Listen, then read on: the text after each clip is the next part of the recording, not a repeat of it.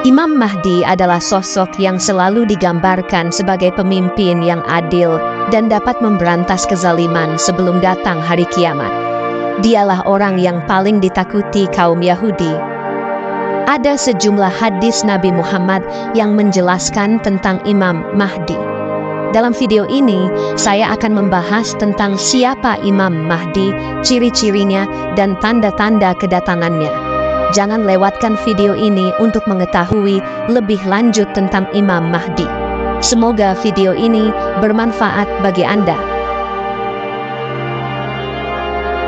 Dari riwayat Abdullah bin Harits, Rasulullah bersabda, "Manusia akan keluar dari arah timur mengikuti Al-Mahdi, yaitu pemimpin mereka.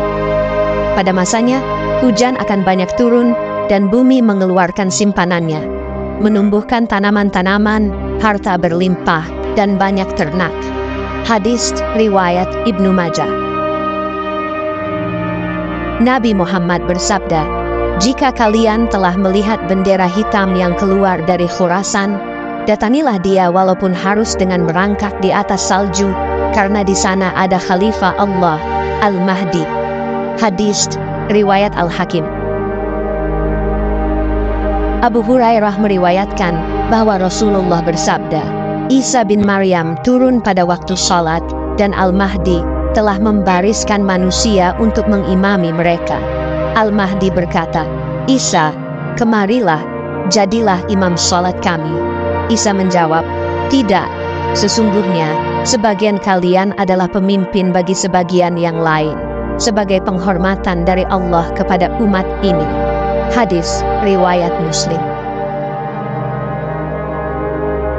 Nabi Muhammad bersabda, "Bumi ini akan penuh dengan kesemena-menaan dan kelaliman.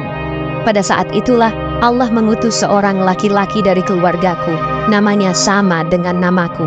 Ia akan memenuhi bumi dengan keadilan dan kemakmuran, sebagaimana bumi, telah dipenuhi sebelum itu dengan kelaliman dan kesewenang-wenangan."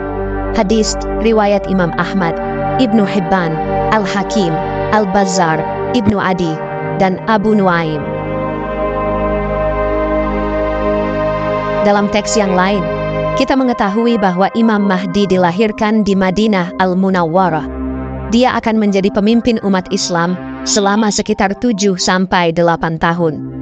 Selama kepemimpinannya, dia menguasai seluruh bangsa Arab, menegakkan keadilan, dan mengalahkan kelaliman dan fitnah yang melanda masyarakat di dunia.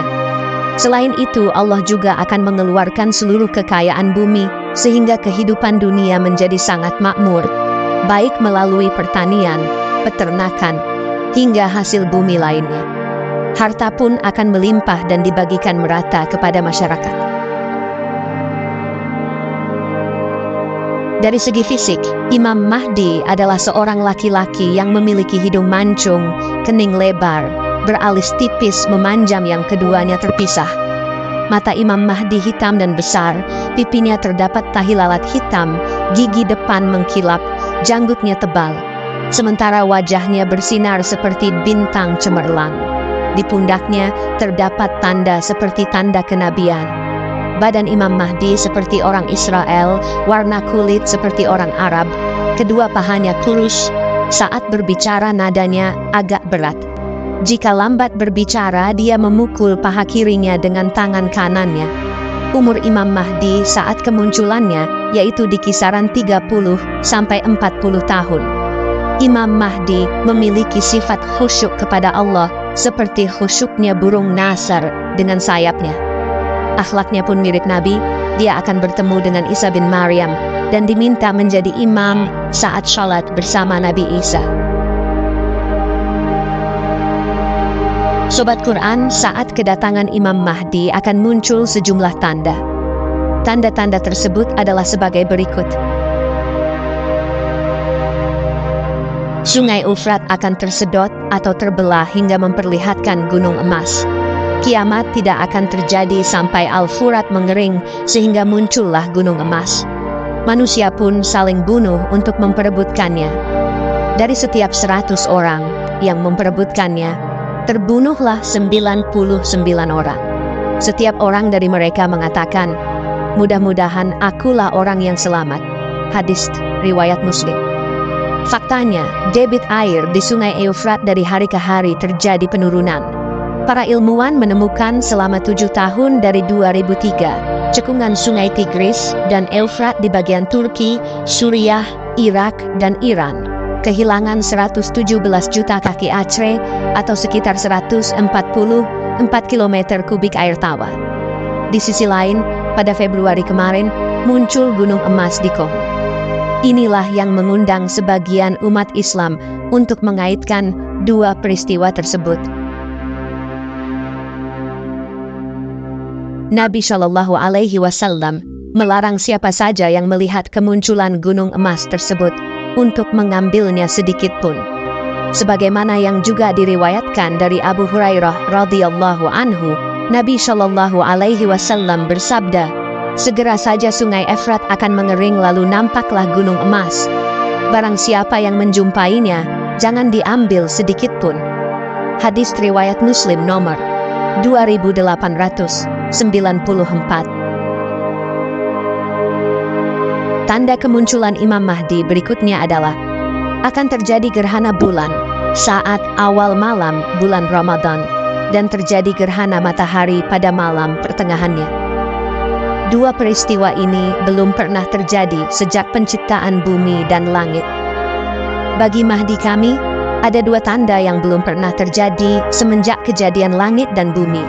Bulan akan gerhana pada malam yang pertama dalam bulan Ramadan, dan matahari akan gerhana pada hari pertengahan daripadanya. Dan keduanya belum terjadi semenjak kejadian langit dan bumi. Sunan Daruqutni. Tanda kemunculan Imam Mahdi berikutnya adalah munculnya tanduk Zu As-Sinin yang memiliki dua ujung. Pertanyaan mendasar yang sering muncul adalah, apakah tanduk yang disebutkan itu bersifat harfiah atau simbolis? Beberapa pandangan menyatakan bahwa tanduk bisa dimaknai secara fisik, sementara yang lain berpendapat bahwa tanduk adalah simbol kekuatan dari timur, barat, dan seluruh dunia. Sebagian besar ahli hadis merujuk pada kemunculan Ya'juj dan Ma'juj sebagai bagian dari akhir zaman. Dajjal, fitnah terakhir, akan muncul setelah berdirinya daulah Islam terakhir. Keadaan di masa itu akan sangat sempurna, tanpa penyakit atau ketidaksempurnaan lainnya. Munculnya Dajjal akan menjadi akhir dari daulah Islamiyah, diikuti oleh kebangkitan Ya'juj dan Ma'juj. Dalam cerita ini, Ya'juj dan Ma'juj berusaha keluar dari benteng besar yang dibuat oleh Zulkarnain atau Zulqarnain yang memiliki kekuasaan mencakup timur dan barat. Namun di akhir zaman, benteng tersebut akan terbuka dan Ya'juj Ma'juj akan menyebar di seluruh dunia, menjadi kekuatan perusak alam semesta. Seperti zombie dalam cerita populer, mereka akan menyerbu dengan kehausan yang tak terbendung. Ketika Ya'juj Ma'juj merajalela, Allah akan mengirimkan keajaiban-keajaiban sebagai tanda akhir zaman. Dalam menghadapi misteri Ya'juj Ma'juj, kita diingatkan untuk senantiasa bertakwa kepada Allah. Semoga Allah melindungi kita dari fitnah-fitnah besar yang akan datang, dan semoga kita termasuk dalam golongan yang mendapatkan syafaat di akhirat. Tanda kemunculan Imam Mahdi berikutnya adalah terbitnya bintang berekor yang bercahaya. Al-Barzanji menyebutkan bahwa di antara tanda yang paling dekat sekali dengan kemunculan Al-Mahdi adalah terbitnya bintang berekor yang bercahaya. Dalam sebuah riwayat yang sahih, sebagaimana yang disebutkan oleh Ibnu Katsir dalam tafsirnya dari Ibnu Abbas, bahwa Ibnu Jarir meriwayatkan dari Abdullah bin Abu Malika, di mana ia berkata, pada suatu pagi, saya pergi kepada Ibnu Abbas. Lalu ia berkata, semalam aku tidak bisa tidur sampai pagi. Aku bertanya, apakah sebabnya? Beliau menjawab, karena orang-orang berkata bahwa bintang berekor telah terbit. Karenanya aku merasa cemas akan kedatangan asap yang sudah mengetuk pintu, hingga aku tidak dapat tidur sampai pagi. Umur Umat Islam, halaman 269 dan 271. Di manakah Imam Mahdi muncul? Pada dasarnya tidak ada riwayat sahih yang secara tegas menunjukkan tentang kapan dan di mana Al-Mahdi akan muncul. Ada 3 pendapat tentang tempat kemunculannya. 1. Al-Mahdi akan keluar dari arah timur sebagaimana diterangkan oleh Ibnu Katsir dalam kitabnya yang berjudul Al-Fitan wa Al-Malahim. 2. Al-Mahdi akan keluar dari arah barat atau maghrib. Ini pendapat Imam Al-Qurtubi. 3. Al-Mahdi berasal dari penduduk Madinah yang kemudian melarikan diri ke Mekah. Akan tetapi di dalam sanad hadis yang menerangkan hal ini, terdapat perawi yang dikatakan mempunyai cacat. Buku Umur Umat Islam halaman 71 dan 72. Adapun tentang pembayatan Imam Mahdi telah diterangkan oleh berbagai hadis baik yang secara implisit maupun eksplisit menunjukkan hal itu. Di antaranya adalah 1. Sabda Rasulullah Shallallahu Alaihi Wasallam, seorang laki-laki akan datang ke Baitullah, Ka'bah, maka diutuslah seorang utusan oleh penguasa untuk mengejarnya. Dan ketika mereka telah sampai di suatu padang pasir, maka mereka terbenam di telan bumi. Hadis riwayat Muslim. Al-Qurtubi dalam kitab At-Tadhkirah mengatakan bahwa tanda-tanda kemunculannya Al-Mahdi adalah tentara yang dibenamkan itu adalah tentara yang keluar menuju Mekah untuk memerangi Al-Mahdi. 2. Sabda Rasulullah Shallallahu Alaihi Wasallam, akan dibayat seorang laki-laki antara makam Ibrahim dengan sudut Ka'bah. Hadis riwayat Ahmad.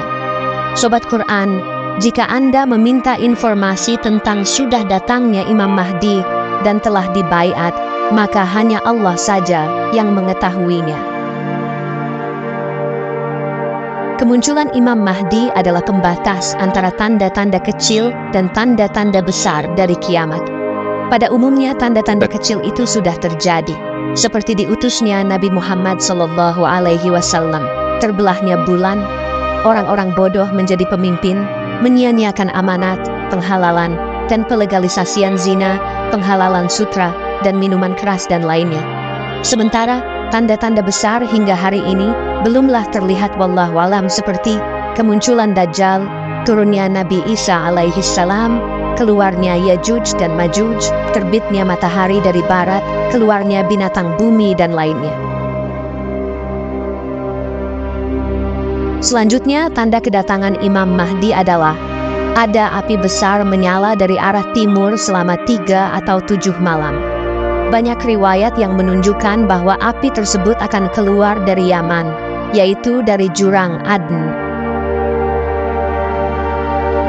Imam Ahmad dan At-Tirmidzi meriwayatkan dari Ibnu Umar radhiyallahu anhu, beliau berkata, Rasulullah Shallallahu Alaihi Wasallam bersabda, akan keluar api dari Hadramaut atau Laut Hadramaut sebelum hari kiamat yang akan menggiring manusia.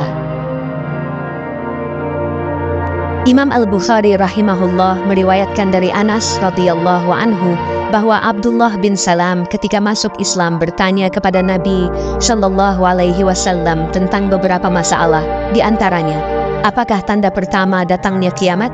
Lalu Nabi Shallallahu Alaihi Wasallam menjawab, adapun tanda kiamat yang pertama adalah api yang mengumpulkan manusia dari timur ke barat. Adapun riwayat yang menjelaskan bahwa api tersebut keluar dari Yaman, dan di dalam sebagian riwayat lain api tersebut menggiring manusia dari timur ke barat, maka hal itu dapat dijawab dengan beberapa jawaban. Pertama, mungkin saja menggabungkan di antara riwayat ini, yaitu api tersebut keluar dari jurang Aden sama sekali tidak bertentangan dengan pengumpulan manusia dari timur sampai barat. Hal itu karena pemulaan keluarnya dari lembah Aden, lalu jika api tersebut telah keluar, maka akan menyebar ke seluruh bagian bumi, dan yang dimaksud dengan menggiring manusia dari timur sampai barat adalah pengumpulan yang bersifat menyeluruh, tidak khusus di bagian timur dan barat saja. Kedua, bahwa ketika api itu menyebar, maka untuk pertama kalinya ia akan mengumpulkan penduduk bumi yang berada di bagian timur. Hal itu diperkuat oleh kenyataan bahwa permulaan fitnah selalu datang dari arah timur. Adapun menjadikan kesudahan penyebarannya di barat, karena Syam berada di bagian barat apabila dikaitkan dengan daerah yang berada di bagian timur.